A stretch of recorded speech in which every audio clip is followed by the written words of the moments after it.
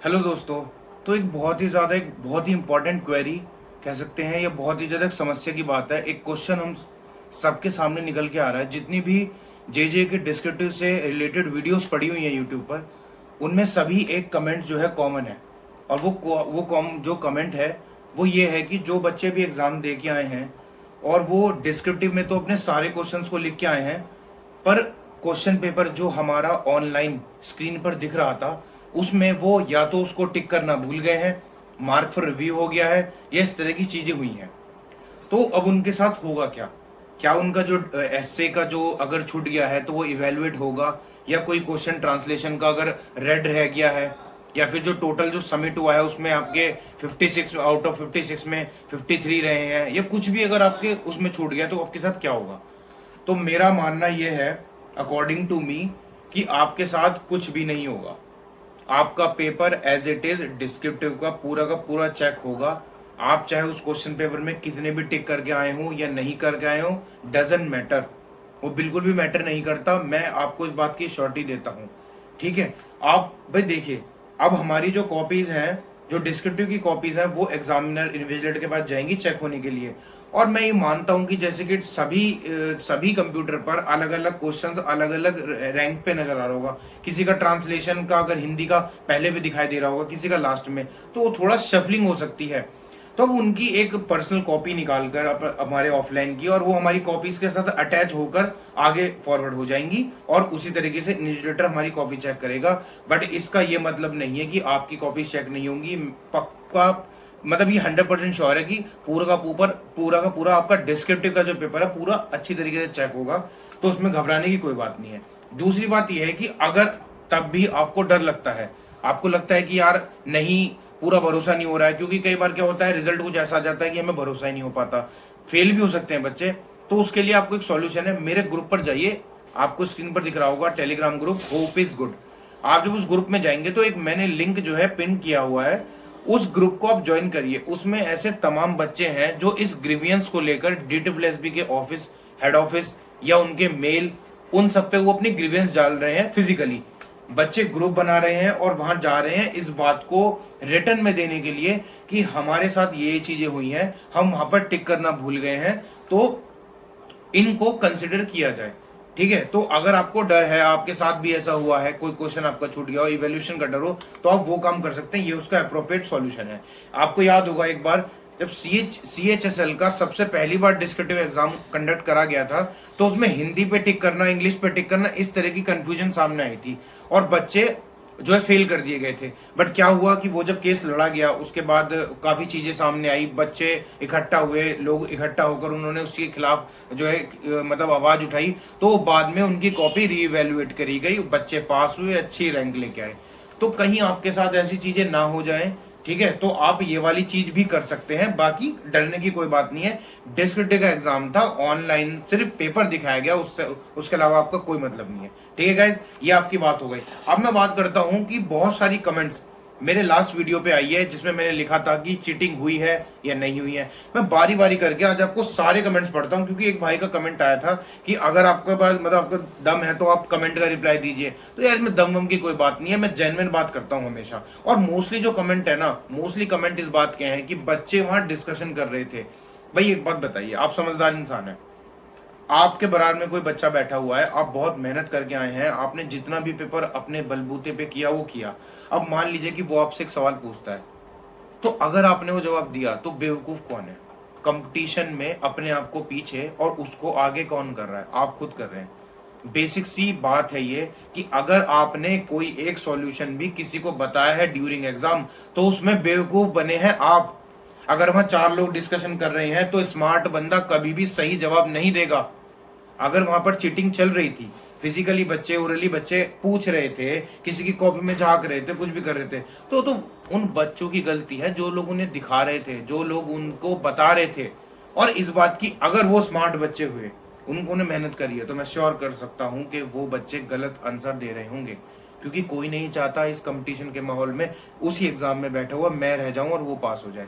मान लीजिए कि आपके 25 क्वेश्चन में से 20 उस बंदे ने कर दिए, 5 वो पूछ रहा है, ठीक है। अब उसको अगर 5 किसी ने बता दिए तो अब मान लो गलत बता दिए हो तो वो डेफिनेटली फेल हो जाएगा। और जो दूसरा बंदा है उसको अगर 22 क्वेश्चन आते हुए प्रॉपर और वो गलत बता रहा है तो 22 क्वेश्चन में वो तो ऊपर जा रहा है, बाकियों को ऑटोमेटिकली नीचे कर रहा है। तो आप ना इस जो चीटिंग हुई है, ये जो इतनी चीटिंग आपको देखी गई है सरिता विहार में, आपका एग्जाम सेंटर हो या आईओन डिजिटल नोएडा वाला हो, तो इसमें आपको घबराने की कोई जरूरत नहीं है। और जो ये जो चीजें आई है ना कि 10 मिनट पहले मुझे कॉपी जो है मतलब बाद में दी है, यार 2 घंटे का एग्जाम था, बहुत ऐसा था, मतलब ऐसा माहौल था, एटमोसफेयर कि बहुत बच्चे 1 घंटा 20 मिनट 1 घंटे में क्वेश्चन पेपर करके बैठ गए थे। तो ऐसे भी बच्चे हैं। ये कंपटीशन पे डिपेंड करता है। 2 घंटे टाइम आपको दिया जरूर गया था, वो मोर देन एनफ था। अभी अगर आप डिफरेंट एग्जाम उठाएंगे, डिस्क्रिप्टिव का एग्जाम उठाएंगे, तो उसमें 1 घंटे में आपको 400 वर्ड का ऐसे भी लिखना पड़ता है, आपको कॉम्प्रिहेंशन में क्वेश्चन के आंसर भी लिखने पड़ते हैं, प्रेसी राइटिंग भी करना पड़ता है। तो ये सब चीजें हैं। तो छोटे छोटे लूप होल्स के लिए ना इतना बड़ा स्कैम मत बनाइए कि चीटिंग हुई है और जो है मतलब इस तरीके से एक प्रोसेस जो है रुक जाएगा। ठीक है। एक बहुत बड़ा सवाल और है सभी कैंडिडेट्स का कि कुछ बच्चों ने क्या किया है कि जो क्वेश्चन हमारा स्क्रीन पर दिख रहा था उस क्वेश्चन को उन्होंने पहले अपनी कॉपी में लिखा, उसमें एरर आइडेंटिफाई करे और उसके बाद उन्होंने उसी में ही अपने डिस्क्रिप्टिव में ही कॉपी में ही उसका आंसर लिखा। मतलब क्वेश्चन भी उतारा है और फिर उसका आंसर भी उतारा है। ये बहुत अच्छी बात करी है जिन जिन कैंडिडेट को लगता था उनके पास समय है, जिन्होंने क्वेश्चन को अच्छे तरीके से समझा, अपने अकॉर्डिंगली अच्छे तरीके से समझा और जो आंसर लिख के आए हैं, तो ये बहुत अच्छी बात है। बट कुछ बच्चे ऐसे भी हैं जिन्होंने आइडेंटिफाई किया और केवल अपनी कॉपी में आंसर्स लिख कर आए हैं। तो दोनों ही बात सेम है। वहां जरूरी नहीं था कि आप क्वेश्चन भी उतारें और उसके बाद आप अपना आंसर भी लिखें, क्योंकि इतना भी टाइम नहीं था। आप वो देख रहे थे, आप जो ग्रामर के जो आपके 25 क्वेश्चन थे, सॉरी ग्रामर के आपके 30 क्वेश्चन थे, उनको लिखना, उनको रीराइट, उनको रीराइट में आपको उनको आंसर लिखना, वो लंबा प्रोसेस था। तो जो बच्चे केवल आंसर्स लिख के आए हैं सही, मतलब आपने एरर को आइडेंटिफाई कर लिया है और बिल्कुल सही स्टेटमेंट अगर आप लिख के आए हैं तो वो बहुत अच्छी बात है। क्योंकि उन क्वेश्चंस, कुछ क्वेश्चंस ऐसे थे जिसमें आपके 2-2 3-3 एरर थे। ठीक है। ऐसा नहीं था कि आप अगर पूरी लाइन लिखकर आइडेंटिफाई कर दो कि इसमें एक एरर है, उसका आंसर सही लिख दो। वहां पर 2-2 3-3 भी थे, तो आप उनको बार बार हाईलाइट करना कि ये भी एरर है, ये भी एरर है, वो बहुत लंबा प्रोसेस हो पाता और उसमें आपका पेपर पूरा हो ही नहीं पाता। तो ऐसा नहीं था कि जिन बच्चों ने क्वेश्चन को नहीं लिखा है और डायरेक्ट आंसर लिख के आए उनके साथ कुछ ऐसे मार्क्स वार्क्स कटेंगे, ये बेकार की बात है। बिल्कुल भी इस थॉट को अपने दिमाग से निकाल दीजिए। जो बच्चे केवल आंसर्स लिख के आए हैं अपनी शिफ्ट में, पर उनका सीक्वेंस सही है, जैसे क्वेश्चन 1 का डायरेक्ट आपने आंसर लिख दिया, क्वेश्चन 2 का आंसर लिख दिया, ऐसे करके, तो उसमें भी कोई डरने वाली बात नहीं है। बाकी कमेंट्स आप देखिए आराम से। आप कहूँ सर मैंने ऐसे किया पर टाइम खत्म हो गया और मेरी कॉपी ले ली और मैं कंप्यूटर में आंसर सेलेक्ट नहीं कर पाया। इसका सॉल्यूशन मैंने वीडियो में आपको पहले ही बता दिया, कोई प्रॉब्लम वाली बात नहीं है। सभी गवर्नमेंट जॉब छोड़ो इसको, मुझे तो सीट 10 मिनट बाद मिली, उसके बाद 30 मिनट पहले पेपर करके बैठ गया था और सारे क्वेश्चन तक लिखे थे, फिर उसके बाद आंसर भी लिखे। तो ठीक है, अच्छी बात है भाई। ठीक है सर, मैंने ऐसे में कंप्यूटर पे मार्क्ड वही वाला सेम क्वेश्चन है, तो कोई दिक्कत वाली बात नहीं है, उसके लिए मैंने आपको सॉल्यूशन बता दिया है। ठीक है। जितने भी लोग इस चीज़ को लेके घबरा रहे हैं वो वीडियो को स्किप ना करें, पहले देख लें। My exam was in IDZ 2 सही, there was no checking at the gate. भाई अगर चेकिंग नहीं हुई है तो आप लोग वहीं पर क्यों नहीं हल्ला किया आपने, क्यों वहाँ पर ऐसे आक्रोश नहीं दिखाया कि ये सब चीज़ें हो रही हैं। और डिस्क्रिप्टिव राइटिंग का जो एग्ज़ाम होता है उसमें एज सच कोई क्या ही चीटिंग कर लेगा, क्या ही गैजेट ले जाएगा, क्या ही कर लेगा। तो इसको ना डिस्क्रिप्टिव में इतना आप मत घबराइए कि कोई चेकिंग नहीं हुई थी तो बहुत ज़्यादा चीटिंग के चांसेस है। ऑब्जेक्टिव पेपर नहीं था, अगर ये पहले वाले पेपर में होता तो एक बार को बहुत ही सीरियस कंसर्न हो सकता था। ठीक है। उसके बाद आपका CCTV कैमरे चेक करवा लो। भाई ये हमारी अथॉरिटी नहीं है, जब तक हम केस नहीं डालते, कोर्ट या प्रॉपर जो अथॉरिटीज़ होती हैं हमारी, वो तब तक ऑर्डर नहीं देती एग्ज़ाम सेंटर को, तब तक ऐसा कुछ नहीं हो सकता। भाई डिस्कशन तो हो ही रहा था, मेरा था सरिता विहार 2 जून फर्स्ट शिफ्ट में, बच्चे आपस में पूछ रहे थे।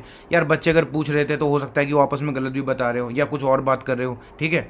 और खुद मेरी साइड वाला पेपर में से पूछ रहा था, मैंने खुद उससे कहा कि भाई ये स्कूल का पेपर थोड़ी है जो एक दूसरे से बताया जाए और फिर पेपर जॉब का पेपर है, फिर वो अपने दूसरी तरफ वाले से पूछने लगा। तो यार वही वाली बात है ना, जो अगर वो पूछ रहा है तो वो तो अपने हाथ पैर मारा, जो उसको बता रहा बेवकूफ़ इंसान वो है। ठीक है सर, मेरे रूम में तो टाटा नैनो, यार ये सब बेकार की चीज़ें, चलो छोड़ो। विकास कुमार, एग्जिट वेरिफिकेशन कभी भी हुआ हो बट आंसर पेपर तो एग्जाम एंड होते ही कलेक्ट करवा लेना चाहिए था। हाँ मैं मानता हूँ ऐसी चीज़ें बहुत हुई हैं कि भाई एग्जाम सेंटर जो है पे जो क्वेश्चन पेपर है वो 5-10 मिनट इधर उधर हो गया, बट वो टाइमिंग का इशू है, उसमें कोई घबराने की कोई बात नहीं है। ठीक है। आपका पेपर कंप्लीटली हो गया था, किसी का अगर 10 मिनट बाद भी कॉपी लिया है तो एक बात बताइए, जो बंदा 2 घंटे में अपने एग्जाम को कंप्लीट नहीं कर पाया, इधर उधर पूछ रहा है, वो क्या ही सेलेक्ट होगा? खुद सोचिए ना, वो हाथ पैर मार रहा है, और हाथ पैर मारने से कभी भी एग्जाम नहीं निकलते जब तक आपने प्रॉपर मेहनत नहीं करी हो। थोड़ी ऑनेस्टी होनी चाहिए अपने अंदर, दूसरों को दिखाने के लिए नहीं, एग्जाम उन्हीं लोगों के निकलते हैं। आप कंसर्न है, बेफिक्र रहिए, आपके साथ अच्छा होगा। ठीक है, दिव्यांश कुमार, हुआ है भाई, कैसी बात कर रहे हो? बहुत ज़्यादा धांधली हुई है। मैं मानता हूँ कि धांधली हुई होगी, बट नज़रों के सामने नहीं आई है। सिर्फ बच्चे वर्बली जो है अपना डिस्कशन करते पाए गए। ठीक है, जो पाए क्या, जो लोगों ने अभी तक बताया। डिस्क्रिप्टिव एग्जाम बहुत इंपॉर्टेंट था, सिलेक्शन प्रोसेस, और उसमें बहुत गड़बड़ी हो गई है, दूसरों से पूछ रहे थे, मैसिव चिटिंग। इसको मास चिटिंग, यार मैं फिर वही वाली बात है, इसको छोड़ो। इसको भाई स्टाफ को कैसे कैसे ब्लेम करें? इतने बच्चे हैं, नॉर्मल एसएससी के एग्ज़ाम तो नहीं, किसी को नहीं पता कि किसका एग्ज़ाम क्या क्वेश्चन आ रहा है। ज़्यादा से ज़्यादा 1-2 नंबर का आंसर पता चल गया होगा, वो भी पूछ कर। पूरे सेंटर के एक दूसरे से पूछ रहा था, बताया नहीं बताया वो नहीं पता। ठीक है, वही वाली बात मैंने जो करी। उसके बाद आपका आ जाते हैं यहाँ पर, मेरे ग्रामर में क्वेश्चन लिखना कंपलसरी था। हाँ, ये भी एक इम्पॉर्टेंट क्वेश्चन है कि जो एग्ज़ाम था उसमें क्वेश्चन लिखना इंपॉर्टेंट था कि नहीं था? तो नहीं भाई, ऐसा कुछ नहीं था। 2 घंटे का एग्ज़ाम था, अगर लोग उसको क्वेश्चन को लिख कर उसका आंसर लिख रहे हैं तो वो बहुत टाइम टेकिंग प्रोसेस हो जाता है। तो ये भी आपको इसमें, ये भी मैं आपकी वीडियो में बहुत पहले बता चुका हूँ। ठीक है भाई, कैसी बात कर रहे हैं आप? मैं तो खुद पेपर दे के आ रहा हूँ, मेरे सामने कितनों ने चीटिंग करी। ठीक है, जब तक बात है कि सबूत क्या है, वीडियो दिखाइए, तो पहले बात बचाओ। मोबाइल अलाउड ही नहीं थे, अंदर वो रिकॉर्ड कर सकते हैं। और जो एग्ज़ाम हॉल में सीसीटीवी कैमरा लगे होते हैं वो किस लिए होते हैं? ये सिक्योरिटी रीजन के लिए तो होते हैं। फुटेज चेक कर लो, अक्रॉस द सेंटर ढूंढ का ढूंढ हो जाए, अच्छा दूध का दूध हो जाएगा। ठीक है गाइज, अगर आपको ये प्रॉब्लम है तो आप मेल करिए DSSB को, आप अपना कंसर्न बता सकते हैं, वो लोग करेंगे अपनी तरफ से। एक आप इनिशिएटिव लीजिए, ठीक है, और मैं आपका साथ दूंगा। मैं सही त्यौहार पे था, दोनों शिफ्ट में कोई चीटिंग नहीं हुई। अब बताइए, जो भाई है मुसाफिर, ये मैं तो इनसे नहीं कह रहा कि ऐसा जो है कमेंट करिए, ये सरिता विहार वाले मेट्रो स्टेशन पे थे बंदे, और इन्होंने लिखा कोई चीटिंग नहीं हुई है। ठीक है, तो ऐसे बंदे भी हैं सामने, ऐसे लोग बच्चे भी आए हैं सामने जो बता रहे हैं कि भाई चीटिंग नहीं हुई है। Yes, there has been cheating. Discussion is cheating. In front of my eyes, yesterday, 2 June, second shift, IDZ1, Noida. 5-6 student, 5-6 student in my front were discussing and filing translation, and their sheets were taken after 5 minutes. This was common. You could write a lot in one marker in one lot of one markers in 5 minutes. यार ऐसा तो नहीं है कि आप जो है 5-10 minute में इतना कर जाओगे कि आप जो है पास हो जाओगे। और कौन बता रहा है इन बच्चों को? मतलब मेरी समझ में नहीं आ रहा है कि वहाँ पे कोई बेबुनियाद वाली बातें हैं कि बच्चे अगर डिस्कशन कर रहे थे और चीटिंग, ऐसा कुछ नहीं है। मेरा 2 जून को था सरिता विहार में, कोई चीटिंग नहीं हुई। देखिए दूसरे बंदे हैं, ये कोई मैम है प्रियंका सिंह, इन्होंने बोला है कि इवन डिस्कशन भी नहीं किया, स्मूथ पेपर हुआ एकदम। मतलब ये खुद भी पेपर दे के आई होंगी और ये भी लिख रही हैं ऐसा। तो 4 केवल JJ का, PSP और PSPA का 2 दिन पेपर 4 शिफ्ट में हुआ, और उसमें ही इतनी सारे जो है मतलब कॉमन कोई चीज़ें नज़र नहीं आ रही। कुछ लोग कह रहे हैं नहीं हुआ है, जैसे कि मैं, और कुछ कह रहे हैं कि भाई बहुत धांधला हो गया, चीटिंग हो गई है। तो प्लीज़ इसको ना इतना हाईलाइट मत करिए। ठीक है, चीटिंग तो हुई है मेरी शिफ्ट में भी। ये पूजा शाही, ठीक है, 1 जून PSP में भी तो टाइम ओवर हो जाने के बाद भी दूसरों की शीट से देख के बच्चे लिख रहे थे। यार जो बंदे अपनी शीट दिखा रहे हैं वो बेवकूफ़ हैं। ठीक है, अब इसमें ऐसा नहीं है कि 2 भाई अपने घर से गए और उनको आपस में सीटिंग उनका अरेंजमेंट हो गया और वो आपस में चीटिंग कर रहे हैं, तो ये सब बेकार की बातें हैं। ठीक है, चीटिंग बहुत हुई है। ज़्यादातर कैंडिडेट ट्रांसलेशन और ग्रामर सब पूछ कर रहे थे। भाई ट्रांसलेशन और ग्रामर ऐसी आई थी जो, मतलब ग्रामर का तो मैं मान सकता हूँ कि अगर आप सीजल वाले स्टूडेंट है तो आपने कर ली होगी, इतनी कोई हार्ड नहीं थी। पर ट्रांसलेशन का तो ऐसे कि सभी को कुछ आता ही नहीं था, है ना। अगर मान लीजिए 2 को आते थे तो बताने वाला बेवकूफ़ है। उन लोगों ने खुद ये चीटिंग को इनिशिएट लिया है, इसमें सेंटर वगैरह को कोई रोल नहीं है। ठीक है, और स्टाफ जो होता है हमारा, जैसे कि TCS या एग्ज़ाम सेंटर का हो, वो किन किन बच्चों को ऐसे पकड़ लेगा कि आप चीटिंग कर रहे हो। मेरे सामने, मेरे ही पीछे वाले जब डिस्कशन कर रहे थे तो उन स्टाफ ने उनको रोका था, और मैं मानता हूँ कि इतना ही बहुत था। बाकी वो कैप्चर तो हुए CCTV में। अगर ये मैटर बहुत हाईलाइट होगा तो जाहिर सी बात है TCS वाले इस पर कोई ना कोई एक्शन लेंगे। आप उनको मेल करिए, उनको जो है आप अपना ग्रीवेंस भेजिए, और जैसे कि मैंने बताया ग्रुप में जाइए, और चीज़ों को ऐसे इनिशिएटिव आप ले सकते हैं। ठीक है, और FIR फिर से होना चाहिए। यार ये गलत है विकास तिवारी भाई, ये पेपर फिर से ऐसे नहीं होते, छोटी चीज़ है। ठीक है, बिना जानकारी के वीडियो ही नहीं बनाया करो। ठीक है भाई, नहीं बनाऊंगा, तुम मत देखो। कोई चीटिंग नहीं हुई है, उनके बारे में भी सोचना चाहिए जो काफ़ी डिस्टेंस से अदर स्टेट से जाकर एग्ज़ाम देते हैं। बिल्कुल सही बात है भाई, ठीक है। उसके बाद आपका ये भाई ने बहुत कुछ लिखा हुआ है, ठीक है भाई, तुम्हें एक तरीके का हाल नहीं पता, रहने दो तुम, आई ऑन detail to writing copy exam start करके डिस्ट्रीब्यूट हुई, इन्विजिलेटर बीच एग्जाम में कमीशन कॉपी अटेंडेंस कॉपी देकर गया, फिर बीच में एग्जाम के आके फिल कराने दो। यार ये तो सभी के साथ होता है। आप अगर यूपी ट्रिपल एस सी के बहुत सारे एग्जाम देंगे तो उसमें इन्विजिलेटर हमारे ही टाइम के बीच में आके हमारा वेरिफिकेशन करता है, फोटो वगैरह खींचता है। तो ये एक एग्जाम का प्रोसेस होता है, इसमें हम ये नहीं कह सकते कि वो एक चीटिंग का पार्ट है। बहुत सारी चीज़ें ऐसी जरूर हुई हैं जिनमें बच्चे डिस्टर्ब हुए हैं, बट वो सब कॉमन है, वो सबके साथ हुई हैं, ठीक है। सबूत सिर्फ सेंटर पर लगे सीसीटीवी कैमरे हैं, ये 100 और 500 कमेंट। भाई साहब मैं आपको बता देता हूँ कि 100-500 बच्चों ने एग्ज़ाम नहीं दिया, 15,000 बच्चों ने एग्ज़ाम दिया है, ठीक है। तो 100-500 बच्चों तो रिजेक्ट भी होने वाले हैं, तो ठीक है। उसके बाद आपको खाली बातें करने से कुछ नहीं होगा, मैं मानता हूँ बातें करने से कुछ नहीं होगा, तो आप इनिशिएटिव ले लीजिए। आपको ग्रुप का लिंक दिया है मैंने, आप उठाइए, आप लीड करिए, आप जाइए अब DSSB ऑफिस में करिए लड़ाई, मैं आपके साथ हूँ, ठीक है। मेरे सहिता विहार IDZ1 में हुआ था 2 जून को, मेरे आसपास कोई चीटिंग नहीं हुई और कॉपी भी बिना डरे ही कलेक्ट कर ली गई थी। तो ये आपके बहन है मनमोहन सिंह, ये भाई भी लिख रहे हैं कि सरिता विहार में इनका पेपर था 2 जून को, फर्स्ट शीट में कोई चीटिंग नहीं हुई, एग्ज़ाम कैंसिल करवाइए। वो बिल्कुल नहीं हो सकता, उसके मैं बिल्कुल खिलाफ हूँ। मुझे पेपर 10 मिनट बाद मिला और जिसमें मेरा बहुत सारी छूट गया, उसमें फिलअप करने फिर एग्ज़ाम देना, चिल्ला चिल्ला के मांग रहा था, मेरे साथ चीटिंग हुआ है। ठीक है भाई, आप जो भी हैं आप इस चीज़ को अपने ग्रीवेंस में लिख के DSSB या NTA, ठीक है, इनके पास जाइए, ठीक है। आप ये जो मैसेज है आप 30,000 कोर्ट में भी डाल सकते हैं, आपकी ग्रीवेंस जरूर सुनी जाएगी। कोई चीटिंग नहीं हुई ये भी मैं मानता हूँ, मुझे भी चीटिंग नहीं लग रही थी, बच्चे बेवकूफ़ हैं, इसको चीटिंग बता रहे हैं। जो बच्चे बता रहे हैं उनका पेपर अच्छा नहीं हुआ होगा, टेक्निकल इशू है, ठीक है। तो दोनों ही मिक्स्ड रिव्यू हैं। अभी आप देखिए इतनी सारी कमेंट खोली, उसमें वो बच्चे भी मिले जो कह रहे हैं चीटिंग नहीं हुई है, वो बच्चे भी हैं जो कह रहे हैं चीटिंग हुई है। अब ये बात जिनको अपनी प्रॉब्लम डालनी है वो ग्रीवेंस के थ्रू डालो, ठीक है। एक मास में इकट्ठा हो और थोड़ा इनिशिएट लो, बट आप अपना मुद्दा ये मत रखना कि बिल्कुल भी एग्ज़ाम कैंसिल होना चाहिए, क्योंकि बहुत बड़े बड़े एग्ज़ाम कैंसिल नहीं हुए हैं। अभी आपने देखा कि जो आपका CSIR का एग्ज़ाम आया उसमें तो चीटिंग पकड़ी भी गई थी, उसके बाद भी चीज़ें रिजल्ट आपका आ चुका है, ठीक है। तो बेबुनियाद की बातों पे आप अपनी ग्रीवेंस को मत रखिए, वरना आपकी ये छोटी मोटी ग्रीवेंस भी कंसिडर नहीं करी जाएगी, ठीक है गाइज। इतनी बात मुझे बतानी थी आपको, ठीक है गाइज। आप अपना ध्यान रखिए और ऐसे ही अपना पढ़ते रहिए। तो गाइज मैंने आपके सारे कमेंट्स ले लिए हैं और अभी भी आपको कोई प्रॉब्लम हो तो कमेंट हमेशा खुले हुए हैं, मैं आपके सभी जो है जवाब देता हूं। और अगली बार क्या करूंगा, आपके कमेंट्स के रिप्लाई के लिए एक लाइव सेशन जरूर रखूंगा, आपको पहले ही इंटीमेट कर दूंगा कि इस दिन इस टाइम पर मैं आपका लाइव सेशन लूंगा। जो भी कोई डिस्कशन हो आप मेरे से कर सकते हैं। और अब जो आने वाली जो हमारी जो दिन है उसमें हम टाइपिंग पर ध्यान देंगे, टाइपिंग के ऊपर वीडियोज आएंगी, उनको अच्छे से देखना। अब मैं नेक्स्ट वीडियो में आपको प्रॉपर तरीके से बताने वाला हूँ कि टाइपिंग में क्या करना है, किस तरीके से वर्ड काउंट होंगे, क्या होंगे, कैसे करना है, बिगनर हैं तो क्या कर सकते हैं। तो चैनल के साथ ऐसे ही बने रहिए, चैनल को सब्सक्राइब कर लीजिए और अपना ध्यान रखिए।